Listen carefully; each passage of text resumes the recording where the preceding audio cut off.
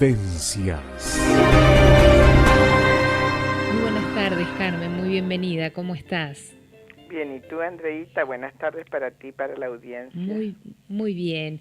Y hoy vas a hablar de Robert Browning a propósito de la columna anterior que estuviste hablando de Elizabeth Barrett Browning, y fue su esposo, ¿no? Para adelantar un poquito de esta gran escritora, pero ¿quién es Robert Browning? ¿Y por qué surge esta historia de amor que de alguna manera se plasmó entre ellos?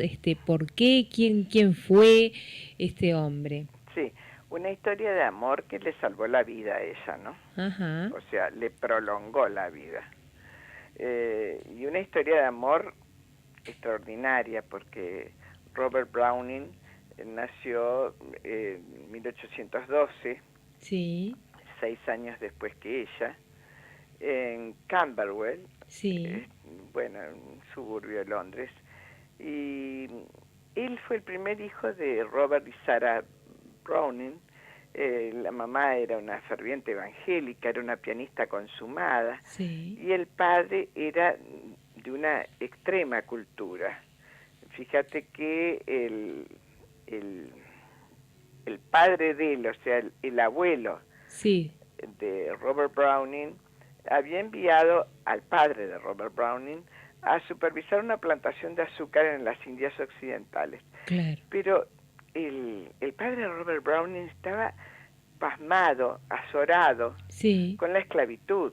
La claro. consideró tan aborrecible. O sea, ya empezamos a unir desde el suegro, porque nace el Sí. padre de Robert Browning, con su posterior nuera, que era Elizabeth Barrett, que también tomó la lucha contra Contra la esclavitud. la esclavitud justamente, De y que alguna manera como que a ellos, además del amor, los unían temas en común, ¿no? sí, temas que venían desde su suegro, o sea, desde el padre Claro, de Robert Browning, ¿no? sí, sí, Cómo el destino va tejiendo, porque ese encuentro se gestó muchísimos años después. Y claro, bueno, el padre de Robert Browning, es interesante decirlo porque él regresó y bueno, y semidesheredado, entonces se convirtió en un empleado del Banco de Inglaterra, que le pagaban bien, claro. salario aceptable. Entonces formó su familia, adquirió una biblioteca de 6.000 volúmenes, Ujú. un hombre tan instruido. Bueno, ¿sabés que para su hijo cuando era pequeño, para que te des una idea de lo que Sí, fue la infancia de Robert Browning, sí, este señor, el papá, recreaba el asedio de Troya, por ejemplo, sí, con las sillas y mesas de la casa, claro. para que su hijo ya lo palpara desde el juego. Desde niño, claro, Entonces, la mayor parte de la educación del poeta llegó desde su casa. desde su casa, Él era inteligentísimo, pero además con una estimulación claro, importante, ¿no? Muy importante. Y un lector voraz, claro. Un hombre muy culto, podríamos muy decir. culto, pero además, cómo se relaciona sin conocerse, ¿no? Ujú. Lo que él aprendió, prácticamente un autodidacta también, porque aprendió latín, griego, francés, italiano cuando Claro, tenía 14 años. Recordemos que lo mismo le sucedió a Elizabeth Barrett. claro. ¿Mm? Pero él quedó hechizado con la lectura de los poemas de Elizabeth Barrett. ¿Cómo sucedió esto? A ver. Sí, bueno, primero vamos a decir que él tenía esa cultura extrema Sí, con la cual desde lejos del destino o como fuera fue tejiendo esa unión. claro. Él, resulta que Barrett fue la primera que lo admiró a él. Ujú. Ella escribió unas líneas alabando la producción de Browning. Sí, Entonces Browning le escribió para agradecerle y estaba hechizado por la lectura de los poemas de ella, a claro. su vez. O sea que era uno al otro que se admiraban. Era recíproco. Era recíproco, sí. Y entonces, bueno, ella enclaustrada en su habitación, con ese padre tan déspota del que hablábamos, el otro día, Sí, consiguió hacerle llegar esa carta donde le testimoniaba su admiración, y él a su vez también consiguió, a través de un amigo que era primo de Elizabeth Barrett, que sí, finalmente fue el que los unió, el que los presentó, que era John Kenyon, de las pocas personas que podían entrar a la habitación de ella. ¿Te acuerdas que sí, ella quedó como ermitaña, encerrada en una habitación que solo su familia y 2 o 3 personas? Bueno, de esas 2 o 3 personas, que al fin y al cabo también era familia, porque era el claro. primo, John Kenyon los presentó. Y a partir de ahí, con las cartas, carta va, carta viene, seguramente, con la complicidad de Kenyon, Sí, empezaron a estar en contacto y a reunirse regularmente. ujú, Bueno, la salud de ella fue empeorando y los sí, médicos le sugirieron ir a Italia sí, para mejorar su salud por el clima, claro, lógico, y el padre se negó a permitirle ir. Entonces ellos ya estaban en contacto, se reunían regularmente, como vimos, sí. se vieron obligados a actuar. Por lo tanto, se casaron en secreto y una semana después partieron hacia Italia.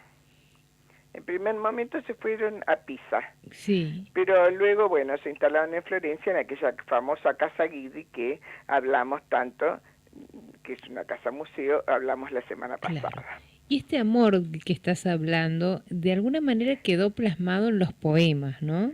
Por supuesto, quedó plasmado en los poemas, pero antes de pasar a ellos, te digo que ellos tuvieron un hijo, Ah, Barrett sí, Browning, y que los años de Florencia fueron los más felices para ambos. claro.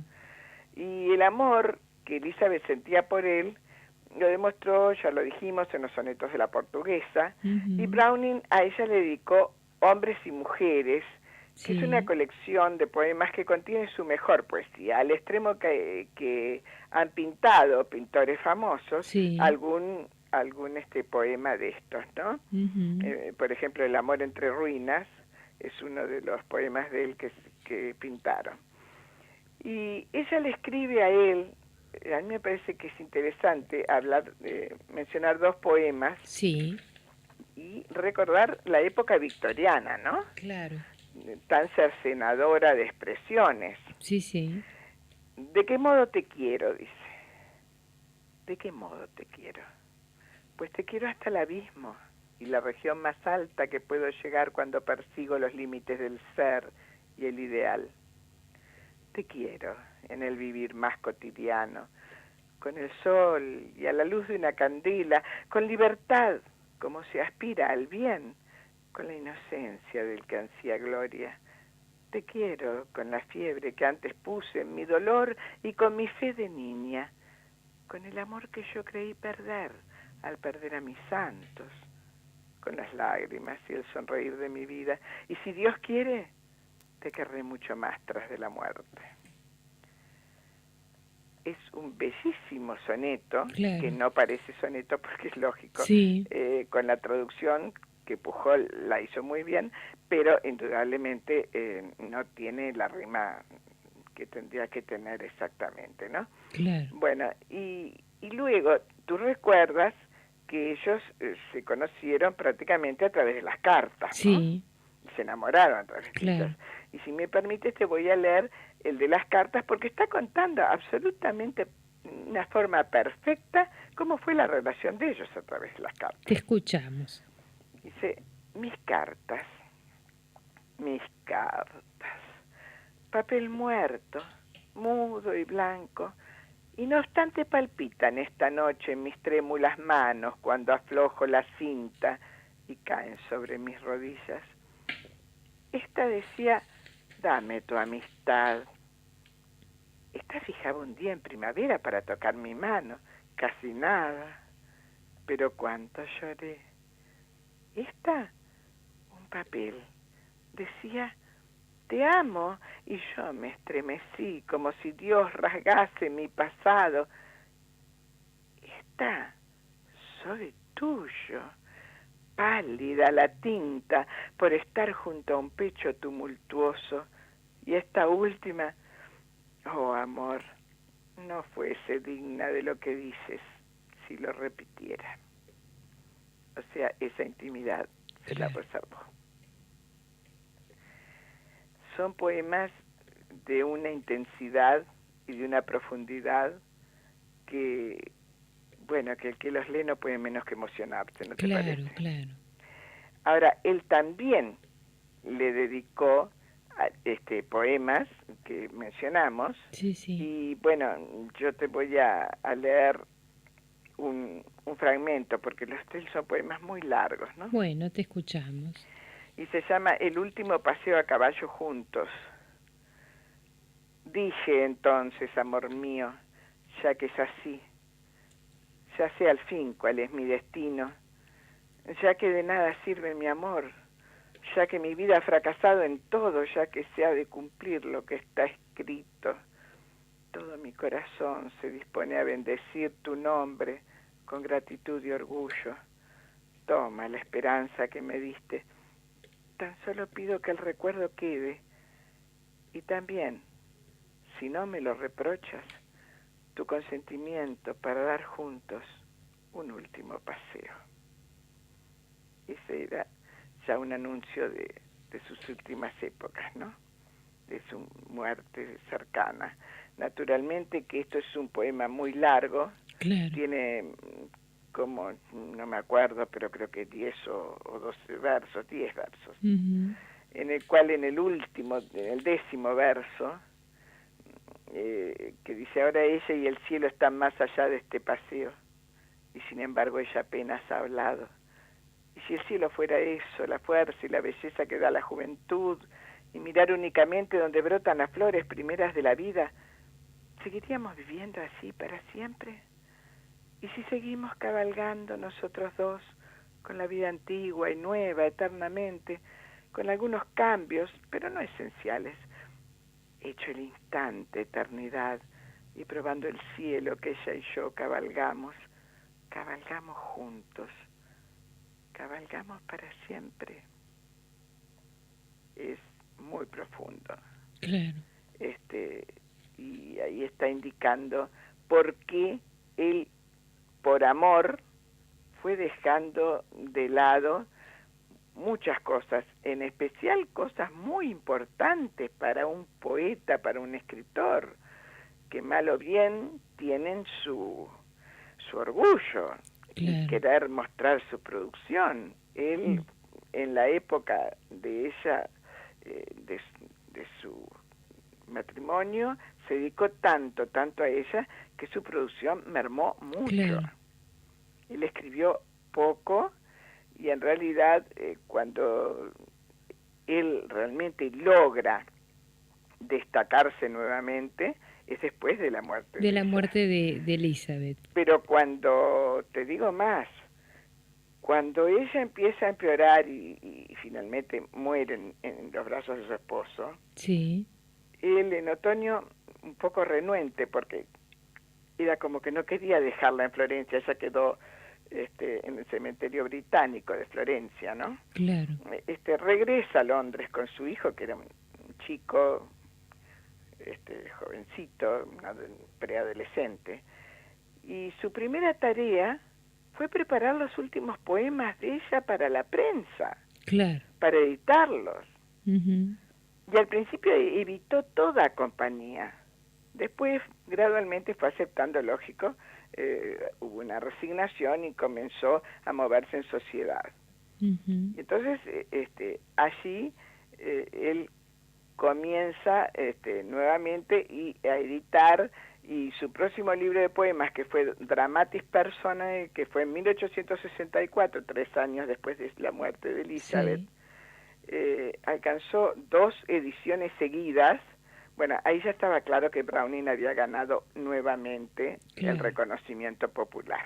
Uh-huh. Fue un éxito tardío, porque fue un hombre que postergó su literatura, su orgullo, como hablábamos, su gloria, porque luego la obtuvo, sí, la postergó por amor.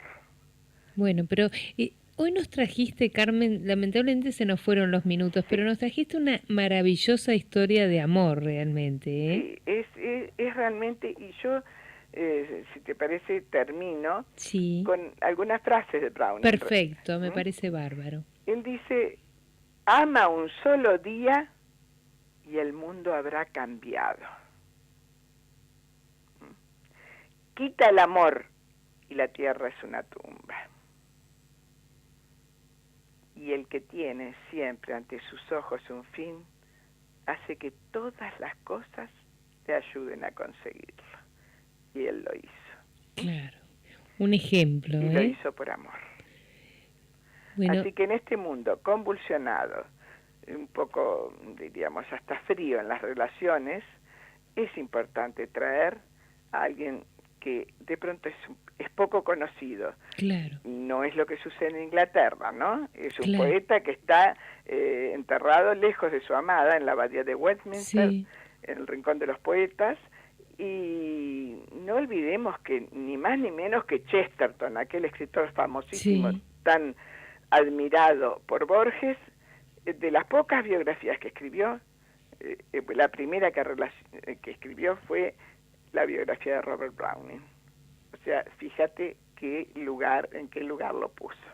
Bueno. Así que amemos un solo día y el mundo habrá cambiado. Bueno, con ese mensaje precioso, si te parece, terminamos y nos encontramos con muchísimo gusto el próximo martes en tu columna El Todo y sus Partes. Muy bien. Muchísimas gracias. Un beso y buenas tardes para todos. Muchas gracias, Carmen.